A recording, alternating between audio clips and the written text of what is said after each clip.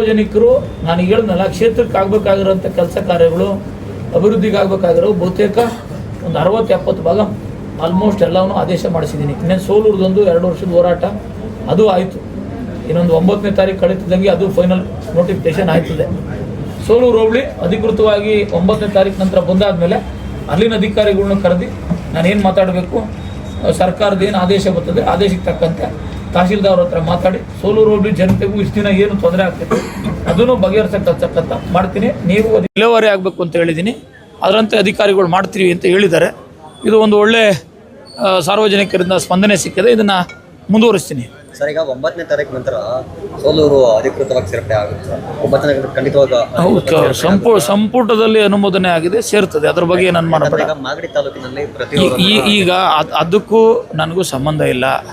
ಸರ್ಕಾರದಲ್ಲಿ ಸೋಲೂರು ಹೋಬಳಿ ಜನತೆಯ ಅಪೇಕ್ಷೆ ಏನಿತ್ತು, ಸೋಲೂರು ಹೋಬಳಿಯ ಜನ ಸಮಸ್ಯೆ ಏನಿತ್ತು, ಅದನ್ನು ಸರ್ಕಾರದ ಗಮನಕ್ಕೆ ತಂದಿದ್ದೆ. ಸರ್ಕಾರ ಕ್ರಮ ಕೈಗೊಂಡಿದೆ, ಮುಂದಿನದನ್ನು ಸರ್ಕಾರ ಪರಿಶೀಲಿಸ್ತದೆ.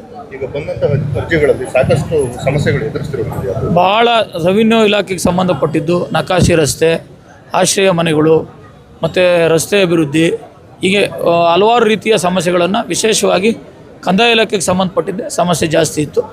ಹಕ್ಕುಪತ್ರ ಏನು ರೆಡಿ ಇದೆ ಅಂತ ಹೇಳ್ತಾ ಇದ್ದಾರೆ. ಅದ್ರ ಮುಂದಿನ ದಿನಗಳು ದಿನಾಂಕ ನಿಗದಿಪಡಿಸಿ ವಿತರಣೆ ಮಾಡಿಸ್ತೀನಿ.